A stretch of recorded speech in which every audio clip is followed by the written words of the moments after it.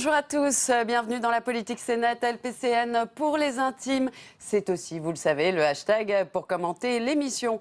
Toutes les semaines, avec ma bande de gazouilleurs, je décortique l'actu en version numérique. Mes gazouilleurs du jour, Sacha Rengewirtz, bonjour. Bonjour. Vous êtes le président de l'UEJF, l'Union des étudiants juifs de France. Bienvenue.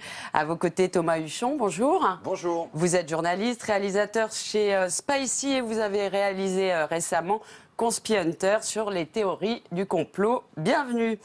Alors que se sont tenues les deuxièmes assises de lutte contre la haine sur Internet, SOS Racisme et l'Union des étudiants juifs de France et SOS Homophobie ont annoncé qu'ils engageaient une procédure en référé contre Twitter, Facebook et YouTube afin de dénoncer les systèmes de modération des contenus haineux sur ces réseaux. Au-delà de l'apologie du terrorisme sur le web contre laquelle le gouvernement s'est attaqué, force est de constater la progression constante de la haine sur le net. Comment lutter contre les contenus racistes, antisémites ou homophobes sur les réseaux? Le statut des plateformes permet-il de s'opposer aux commentaires haineux? Haro sur la haine sur le net. Sacha, vous avez, avec SOS Racisme, fait un testing. Vous avez signalé des contenus haineux à Facebook, Twitter et YouTube. Qu'est-ce que ça a donné? Ça a donné un très mauvais résultat. Un très mauvais résultat parce que, en fin de compte, la plupart des plateformes n'ont quasiment pas d'équipe de modération qui fait le travail. Ou alors, si elle le fait très mal. Et force est de constater, en particulier pour Twitter et YouTube, que la plupart des contenus haineux ne sont pas signalés. C'est-à-dire, un chiffre, 4% des contenus de haine, manifestement haineux et illicites signalés sur Twitter, n'ont pas été retirés. Ce qui est fou, parce que non seulement c'est contre leurs propres conditions d'utilisation, qui stipulent qu'il faut interdire la parole. C'est 4% qui n'ont pas été retirés ou ils en ont retiré que 4%? Ils en ont seulement retiré 4%. D'accord. Et donc, non seulement c'est contre leurs conditions d'utilisation, mais c'est aussi contre la loi française qui, évidemment, demande aux plateformes de signaler à la justice les contenus qui ont été modérés normalement, enfin qui ont été signalés par les utilisateurs, et qui demande aussi de les retirer. Thomas Huchon, si on fait un peu de pédagogie, comment on peut signaler un contenu illicite du net? Écoutez, déjà, premièrement, il y a des possibilités sur ces différentes pages, sur les réseaux sociaux.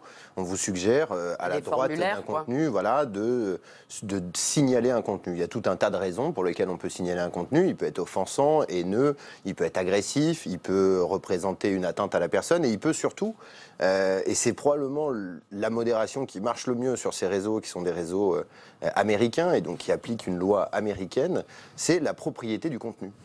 À titre d'exemple, et je pense que ça va peut-être essayer d'éclairer un peu les téléspectateurs, chez Spicy, on a donc l'année dernière inventé un faux complot qu'on a diffusé sur Internet avec une fausse identité. Ce faux complot était une vidéo qu'on a mise sur YouTube.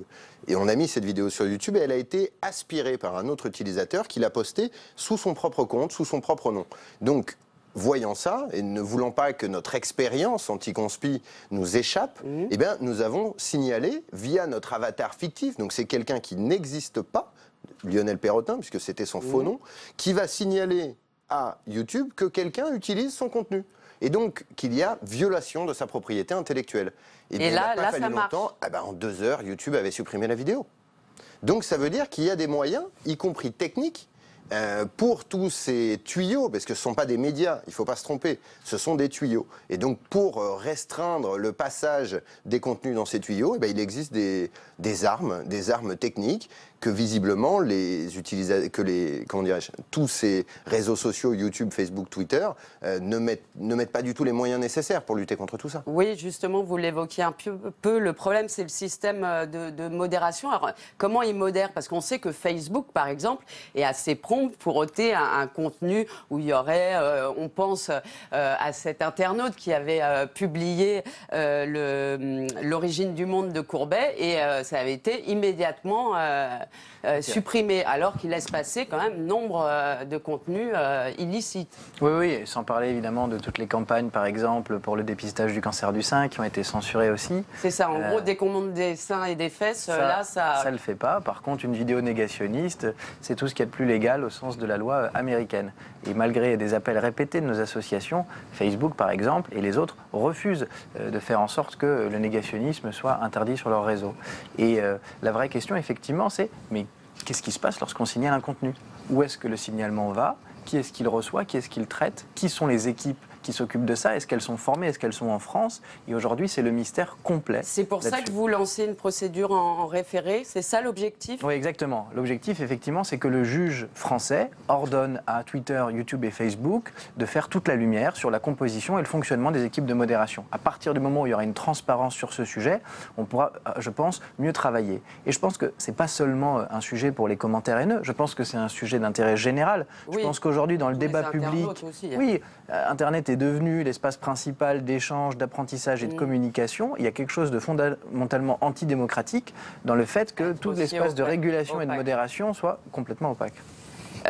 Thomas, est-ce que c'est pas aussi le statut de ces géants du net qui ne sont pas des éditeurs, c'est des hébergeurs? Ils disent les contenus, en gros, ils ne nous appartiennent pas et on tient la liberté d'expression. Écoutez, c'est une partie du problème. Je crois que malheureusement, même si en vertu de la loi française, en vertu d'un certain nombre de combats citoyens et républicains qui peuvent être menés par les associations, je pense qu'il sera très difficile de contraindre ces géants américains à une forme de censure. C'est pas leur culture, c'est pas leur manière de faire et ce n'est pas la loi de leur pays. Ensuite, je pense qu'il va être possible, parce que ce sont des gens intelligents, et d'ailleurs je profite de ma présence sur votre plateau pour leur lancer un appel. Je pense qu'il faut lancer un appel à Facebook, YouTube et Twitter, les gens qui sont en France, mais aussi ailleurs, pour leur demander de mettre en place des outils qui vont suggérer des contenus, on va dire, vertueux. Et de mettre en place un certain nombre de procédures pour pouvoir pousser face à des contenus haineux, des contenus vertueux. Je ne suis pas certain pour qu'il y ait un contre... Exactement. Et de ce que j'ai cru comprendre, c'est quelque chose qui leur plaît plus. Pourquoi? Bien entendu, parce qu'un contenu égale un contenu et un contenu égale un clic. Ouais. Et donc du coup, pour eux, ça va être une forme de manière de renforcer encore leur tuyau. Donc ça serait peut-être une solution. Oui, mais je vais quand même vous donner un tout petit exemple. On n'a plus beaucoup de temps. Je me doute, mais je vais quand même vous le donner. Quand sur Facebook, nous, sur Spicy, nous proposons des contenus anti-conspirationnistes et nous les publions sur Facebook, sur notre page. En dessous, Facebook va vous suggérer des contenus supposément similaires. Dans 99% des cas, il suggère des contenus conspirationnistes alors que nous nous battons pour lutter contre les théories du complot. Donc il y a un vrai problème et il va falloir qu'ils s'en emparent. Sacha, la haine sur le net, c'est pas nouveau. Est-ce qu'on constate une montée en puissance en ce moment ou pas? Oui, énormément, bien sûr. Et moi, je pense que ce qui est inquiétant, c'est que la libération de la parole de haine sur Internet, elle a aussi ensuite des influences sur la société. Et à force de lire des insultes, à force de lire des caractérisations des gens selon leur religion, leur identité, plutôt que d'être dans une parole qui soit un petit peu plus complexe que ce qui peut se lire sur Internet, finalement, on a aussi des fractures qui apparaissent dans la société. Et Thomas, c'est un peu sur tous les sujets. On voit que c'est pas mal sur les réfugiés en ce moment. Il y a la Voix du Nord qui explique par exemple que le mot Calais déclenche des salves de propos racistes. Vous aussi, vous sentez cette... Écoutez, vous observez de près le net. Bien sûr. Ce qui est certain, c'est que la propagation de la haine sur Internet, elle passe y compris par les théories du complot. Et l'augmentation de ce phénomène qu'on a pu constater depuis quelques années et surtout depuis l'année 2015, qui a été un révélateur terrible pour bien des citoyens français, c'est la première étape. La théorie du complot, c'est la première étape aussi vers la haine. Si vous enlevez le complot juif de l'antisémitisme, il ne reste pas grand-chose. Et donc, comme c'est la base aussi du conspirationnisme en ligne, ça montre tout ça. À titre d'exemple... D'où l'intérêt de vos actions de prévention, tout ce que vous faites pour développer l'esprit critique auprès des écoles, des lycées, des jeunes. Écoutez, on essaye, on n'est pas les seuls. Il y a beaucoup de gens, il y a surtout beaucoup d'enseignants qui travaillent très dur sur ce terrain et souvent très seuls. Aujourd'hui, on essaye. J'ai fait ce matin mon 21e lycée depuis janvier où on fait des expériences pédagogiques dans lesquelles on explique un petit peu comment se prémunir contre les informations sur Internet. Le constat, c'est que tout ça peut évoluer et que les jeunes sont réceptifs à tous ces mécanismes. Donc il y a peut-être une forme d'espoir aussi. Ouais, c'est une note d'espoir et puis on suivra donc de près vos actions en justice. C'est maintenant l'heure de la semaine du Lab d'Europe 1.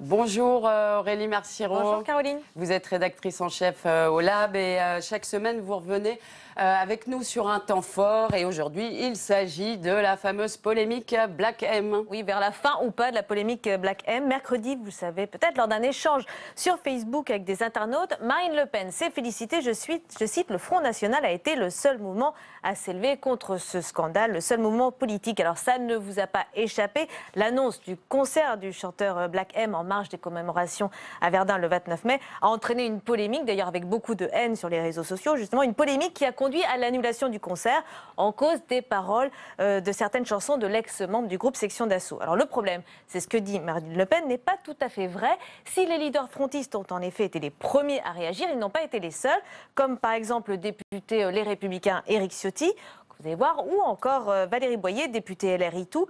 Beaucoup ont dénoncé donc ce concert et souligné justement qu'il ne fallait pas laisser cette indignation au Front National. Alors d'ailleurs, comme certains membres du Front National, des députés des Républicains ont même demandé la démission de Jean-Marc Todeschini, qui est notre secrétaire d'État aux anciens combattants. Ouais, quand après l'annulation du concert, ce dernier a parlé concernant les nombreuses pressions qu'a subies le maire de, je cite, premier pas vers le fascisme. Alors est-ce que cette polémique est derrière nous ou pas? Eh bien, ce n'est pas sûr, c'est pas certain. Écoutez, François Hollande, c'était sur Europe 1 mardi matin. Si le maire voulait, c'est à lui d'en décider. Eh bien, l'État mettrait les moyens pour sécuriser le concert. Et de toute façon, les subventions qui avaient été promises pour ce spectacle ou pour d'autres seraient de toute façon maintenues. Voilà.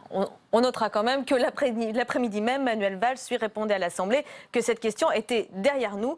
Alors, est-ce que cette question est vraiment derrière nous ou pas? À voir. D'autant que Nadine Morano, elle, annonçait que si le chanteur était reprogrammé, elle était prête à organiser une manifestation. Et ça doit faire trembler le maire de Verdun. Oui, Nadine la menace. Voilà. Merci à tous les trois. Merci à vous de nous avoir suivis. Vous pouvez revoir cette émission en VOD sur publicsena.fr. Et puis, bien sûr, j'attends vos commentaires, pas haineux, et vos facéties sur mon compte Twitter. Salut à tous, à la semaine prochaine.